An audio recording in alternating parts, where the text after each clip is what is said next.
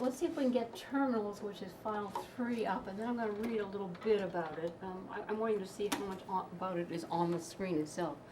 It was running before. I hear the pleasant whirring sound. Always good.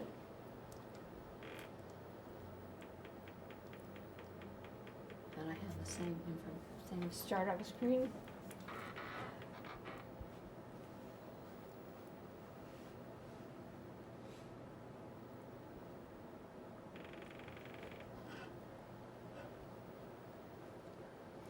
Okay.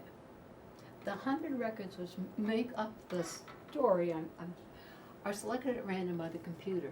The information is stored in computer memory and retrieved at random in the same way it comes and goes in the narrator's mind. Sometimes one record will be repeated several times, or one part of the story will be submerged for a long time, reoccurring unexpectedly. After each record, you can decide whether to see another record or not. When prompted, type stop to stop or type return to return. And this is essentially a very similar program to the program I used for, its name was Penelope. And this file is also interesting from a historical point of view. In the first two top files, it's the chip industry. In the third file, the narrator, Jenny, has gone to work for doing word processing. And she's in one of those big rooms where everybody had a word processor. So interspersed with her memories are the actual using of early word processors. Okay, so all we do here is we just keep pressing return. And I have no idea what we're going to get. Because it's all, every time you press return, the computer, essentially the program I wrote, chooses a number, and each of these is numbered. That's how it worked. So I had 100 records and number from 1 to 100. I had a program that had the computer choose a number, fairly easy to write, and then that number was translated into a file name, which is very easy because the file name was 1, 2, 3, 4, 5. It was a pretty easy program to put together, actually, but very effective. In the room where I work, there were about 20 desks called stations. A computer takes up most of the space at each station.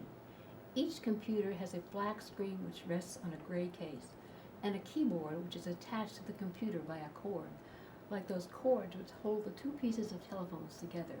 They call the computers terminals.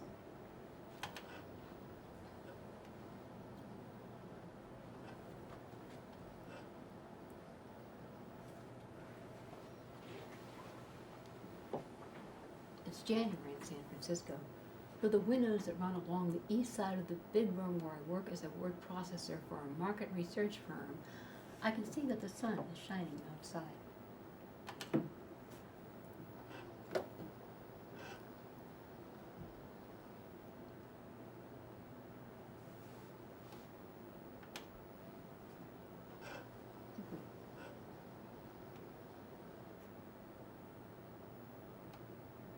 I'm going to stick to the records that come up with the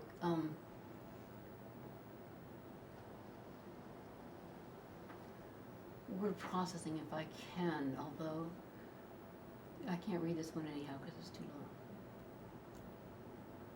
So I'm just going to press return. You can always do that when you're reading it anyhow. Like flipping pages, essentially.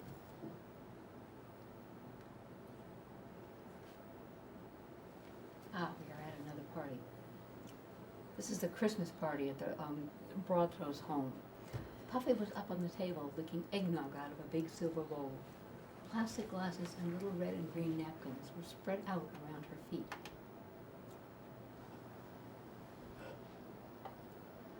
The idea of this was that if you're sitting in such a room, one of those big rooms with lots of computers, you're going to be thinking all kinds of things. And sometimes they come and go in your mind, sometimes they repeat. The lunchroom was a small rectangular room with no windows. There was a sink and a counter with a Mr. Coffee machine at one end of the room. At the other end, there was a refrigerator and a small table with a microwave oven sitting on it. Most of the women who worked in the big room where I worked ate their lunch in the lunchroom.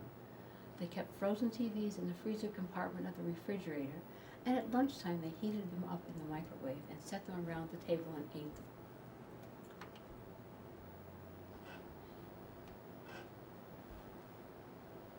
Through the old glass brick windows, I could see the strip of grass across from the apartment building where I lived in San Francisco, not far from Golden Gate Park. All day long, every day, a black man sat at the picnic table there, eating potato chips and drinking Coca-Cola. He had a false leg, and sometimes he took it off and laid it on the picnic table.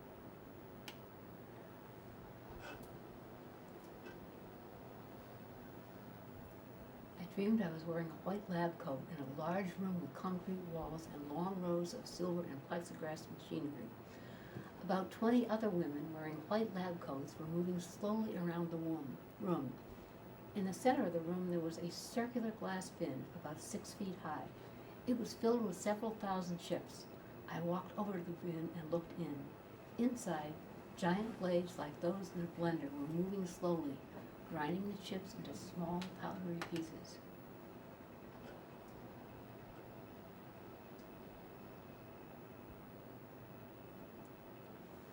The Christmas tree, a hemlock with fine black needles, was so big that it almost touched the ceiling.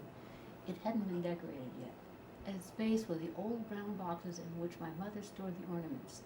The boxes were open, but each ornament was still wrapped in paper toweling. My brother was standing at the doorway, looking at me.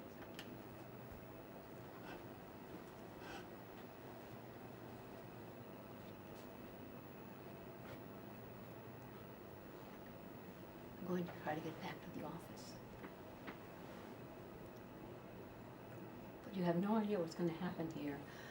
And this work had some influence on what I did with the Penelope program, because the memories are too disjointed.